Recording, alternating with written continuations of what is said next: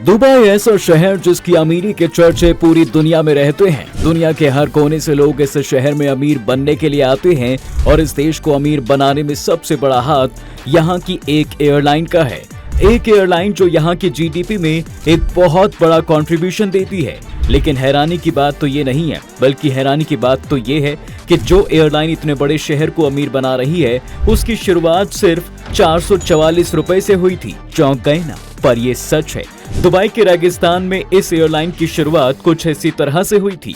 लेकिन आखिर कैसे बनी इतने कम रुपए में ये एयरलाइन, दुनिया की इतनी बड़ी एयरलाइन, और आखिर क्या नाम है इसका? चलिए जानते हैं सभी सवालों के जवाब हमारे आज के इस वीडियो में। कहानी की शुरुआत होती है 1937 से। उस समय दुबई भी भारत की तरह ब्रिटिश कंट्रोल में ही था और वहां पर भी इंडियन करेंसी ही चलती थी। दरअसल ब्रिटिशर्स को दुबई की लोकेशन बहुत अच्छी लगती थी, क्योंकि दुबई की लोकेशन एशिया, यूरोप और अफ्रीका के ठीक बीच में थी, जिससे इंटरनेशनल ट्रेड में अंग्रेजों को बहुत आसानी होती थी और इस तरह से ब्रिटिश के लोग आसानी से दूसरे देशों से भी कनेक्ट कर पाते थे। उस समय ब्रिटिश इंपीरियल एयरवेज दुबई के समुद्र में फ्लाइंग बोट्स बनाना चाहते थे और इसी के चलते ब्रिटिश इंपीरियल एयरवेज ने दुबई से एक एग्रीमेंट साइन कर लिया था। इस एग्रीमेंट के अंडर अब फ्लाइंग बोट्स यूके के समुद्र से दुबई के समुद्र में लैंड करने लगी थी, जहां उन्हें रिफ्यूलिंग के लिए बाद ब्रिटिश इंडिया और एशिया के दूसरे हिस्सों में भेज दिया जाता था। अब इसमें मजेदार बात यह है कि उस समय इस बेस का मंथली रेंट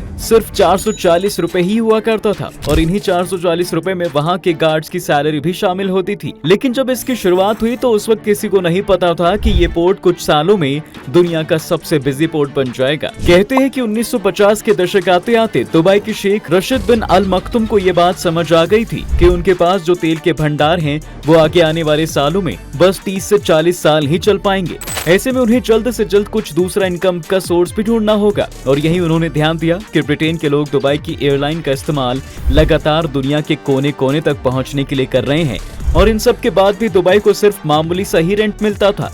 ये सब देखते हुए दुबई के शेख ने 1959 में दुबई एयरपोर्ट का कंस्ट्रक्शन प्लान सबके सामने रखा। जब 1960 में ये एयरपोर्ट लॉन्च किया गया तब ये एक कमरे के बराबर ही छोटा सा एयरपोर्ट हुआ करता था। वो भी पक्का नहीं था, बल्कि रेत से ही बनाया गया था। इसकी सबसे बड़ी कमी ये थी कि इस एयरपोर्ट पर बहुत ही छोटे एयरक्राफ्ट लैंड करते थे और धीरे धीरे शेख इसी एयरपोर्ट को डेवलप करने में लगे। हर गुजरते साल के बाद शेख इसे और ज्यादा बेहतरीन बनाने लगे और अब इसके बनने के कुछ सालों बाद ही 1969 में यहाँ लगभग 9 एयरलाइंस काम करने लगी थी, जो कि 20 डेस्टिनेशन तक सर्विसेज प्रोवाइड करवाती थी और ये सब शेख के हर बार लेटेस्ट फैसिलिटी लॉन्च करवाने की वजह से ही मुमकिन हुआ था। इसके बाद साल 1980 आते आते दुबई एक इंटरनेशनल एयरपोर्ट बनकर उभरने लगा, जहां पर air India, Cathay Pacific, Singapore airline जैसी कंपनी रिफ्यूलिंग के लिए रुकती थी। दुबई के ऐसे एयरपोर्ट डेवलप करने से एक देश को अच्छा खासा नुकसान हुआ और वो देश था पाकिस्तान। दरअसल दुबई से पहले ये तमाम एयरलाइंस पाकिस्तान के कराची एयरपोर्ट पर ही रिफ्यूलिंग के लिए रुकती थी और देखते ही देखते दुबई ने पूरी एयरलाइन ट्रैफिक पाकिस्तान से अपनी तरफ कर ली। उस वक्त पूरे मिडिल ईस्ट में रिफ्यूलिंग के लिए गल्फ एयर का इस्तेमाल किया जाता था। गल्फ एयर बहरीन की ही एयरलाइन है। इसके बाद दुबई के बढ़ते ट्रैफिक को देखते हुए मोहम्मद राशिद बिन अल मखतूम को गल्फ एयर ने ऑफर किया कि वो गल्फ एयर को दुबई की ऑफिशियल एयरलाइन घोषित कर दे। गल्फ एयर ने कहा कि इससे गल्फ एयर को भी इंटरनेशनल फ्लाइट्स मिलेंगी और इसके साथ ही दुबई को भी इकोनॉमी में हेल्प मिलेगी। इसके साथ ही बदले में दुबई को गल्फ एयर के 50% स्टेक्स यानी कि शेयर भी मिल जाएंगे। लेकिन शेख ने इस ऑफर को रिजेक्ट कर दिया। शेख के इस फैसले से गल्फ एयर ने दुबई जाने वाली सभी फ्लाइट्स बंद कर दी और ऐसे दुबई को बहुत नुकसान होने लगा और यहीं से नींव पड़ी एक ऐसी एयरलाइन की जो आज दुनिया भर में सबसे ज्यादा सर्विसेज देती है। शेख ने दुबई की खुद की अपनी फ्लाइट एमिरेट्स शुरू करने की सोची।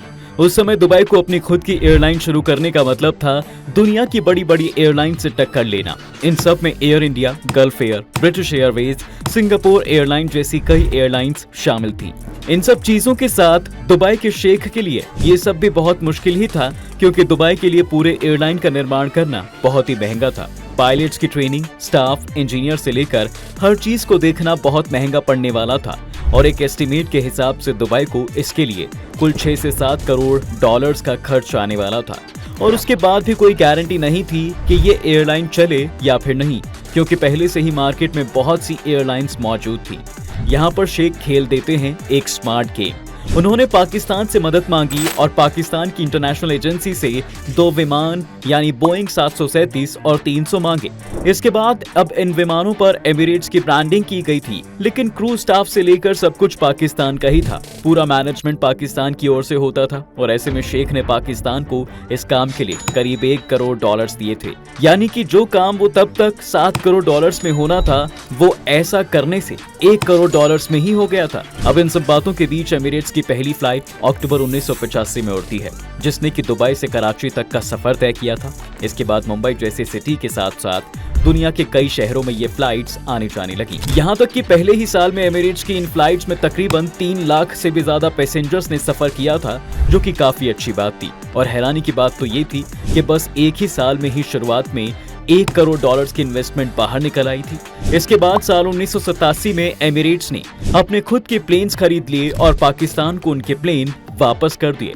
इस तरह से धीरे धीरे एमिरेट्स दुनिया में नाम कमाने लगी। लेकिन दोस्तों, एमिरेट्स एयरलाइन को सबसे ज्यादा फायदा मिला जो वो गल्फ कंट्री के वॉर के वक्त। जी हाँ, दरअसल जब गल्फ वॉर के वक्त सारी एयरलाइंस ने मिडिल ईस्ट में अपनी फ्लाइट्स को भेजना बंद कर दिया था, उस वक्त एमिरेट्स ने इस मौके का फायदा उठाया और उसने एमिरेट्स के ऑपरेशन को चालू रखा। इतना ही नहीं, बल्कि और भी ज्यादा फ्लाइट्स को इसमें इंक्लूड किया गया।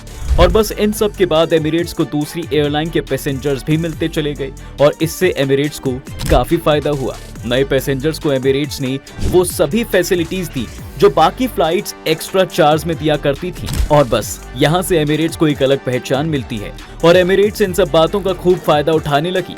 इन सब चीजों के साथ साथ एमिरेट्स ने लगातार अपने पैसेंजर्स के लिए तरह तरह के ऑफर निकाले। ये ऑफर पैसेंजर्स को और ज्यादा एमिरेट्स के करीब ले आए। दोस्तों, इस तरह से एमिरेट्स की पॉपुलैरिटी दिन प्रतिदिन बढ़ती जा रही थी और आज भी एमिरेट्स अपनी फ्लाइट्स के लिए जानी जाती है। और आपको जानकर हैरानी होगी, पर दुबई का नाम भी इसकी एयरलाइन की वजह से ही इतना ज्यादा फेमस हुआ है। वो अपनी मार्केटिंग स्ट्रैटेजी और कस्टमर्स को जो भी ऑफर्स देती हैं, उसी के चलते एमिरेट्स एयरलाइन दुनिया भर की सबसे सक्सेसफुल एयरलाइंस में से एक है और लगातार अपने आप को एक सक्सेसफुल एयरलाइन बनाती चली गई। अब इन सब बातों के अलावा एमिरेट्स को इसकी ज्योग्राफिक लोकेशन का भी खूब फायदा मिला, और वो ऐसे कि मान लीजिए किसी को ऑस्ट्रेलिया से यूरोप जाना है। इस रूट की दूरी 14,800 किलोमीटर है, जो कि कोई भी फ्लाइट अकेले तय नहीं कर सकती। और दोस्तों, यही वजह है कि सभी फ्लाइट्स को कहीं ना कहीं बीच में रुकना पड़ता है और इसी के चलते फ्लाइट्स को रिफ्यूलिंग भी करनी पड़ती है। ऐसे में दोस्तों, ये फ्लाइट्स दुबई में बीच में रुकती हैं क्योंकि यहाँ पर फ्लाइट्स को रिफ्यूलिंग के लिए एक्स्ट्रा पे नहीं करना पड़ता है, जिससे एयरलाइन पर ज्यादा भार नहीं पड़ता।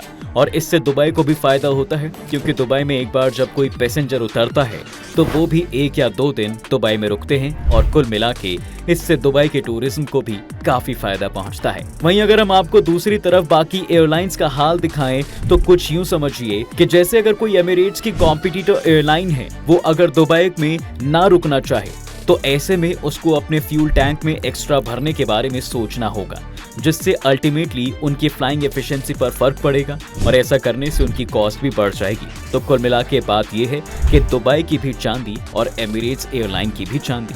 तो दोस्तों, आज की वीडियो में फिलहाल बस इतना ही। उम्मीद है आपको आज के इस वीडियो में काफी कुछ सीखने को मिला होगा। अगर आपको ये वीडियो पसंद आया है तो वीडियो को लाइक करें और अगर आप इस चैनल पर नए हैं तो जाने से पहले चैनल को सब्सक्राइब करना बिल्कुल ना भूलें।